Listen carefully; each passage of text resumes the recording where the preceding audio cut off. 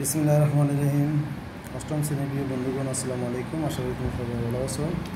আজ আমরা আলোচনা করব পাটিগণিত তৃতীয় অধ্যায় নিয়ে। আমাদের এই অধ্যায়টির নাম হচ্ছে মুনাফা ও লাভ ক্ষতি। মুনাফা কী?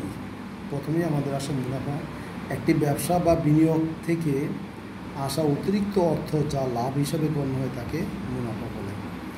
আমরা ইতিপূর্বে এগুলি আলোচনা করেছি, আজকে শুধু সংগ্রহে আলোচনা করব।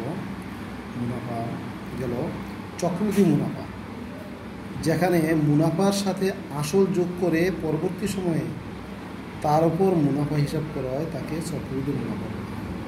আর সরল মুনাফা একটি নির্দিষ্ট সময়ের জন্য আসল টাকার উপর যে মুনাফা হিসাব করা হয় তাকে সরল মুনাফা বলে। মুনাফা আসল এবং তার সাথে অর্জিত মুনাফা যোগ করে যে অর্থ পাওয়া যায় তাকে মুনাফা আসল বলে। আসল বা মূলধন, ব্যাংকে যে টাকা গচ্ছিত রাখা হয় বা আমানত রাখা হয় তাকে আসল বা মূলধন বলে। চক্রবৃদ্ধি মূলধন আসল টাকার সাথে অর্জিত মুনাফা যোগ করে যে অর্থ পাওয়া যায় তাকে চক্রবৃদ্ধি মূলধন বলে বা সমৃদ্ধি মূল বলে। চক্রবৃদ্ধি মূলধনকে সি দ্বারা প্রকাশ করা হয়। চক্রবৃদ্ধি মূলধন নির্ণয়ের সূত্রটি হচ্ছে সি সমান পি ইন্টু 1+r²n। আর চক্রবৃদ্ধি মুনাফা নির্ণয়ের সূত্র হলো সি মাইনাস পি সমান পি ইন্টু 1+r²n।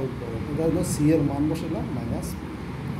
মুনাফা আসলে এই দ্বারা প্রকাশ করা হয়, এ সমান পি ইন্টু 1+rn। আমরা পরবর্তীতে আরও বিস্তারিত আলোচনা করব। আজ এই পর্যন্তই শেষ। ধন্যবাদ সবাইকে। আসসালামু আলাইকুম।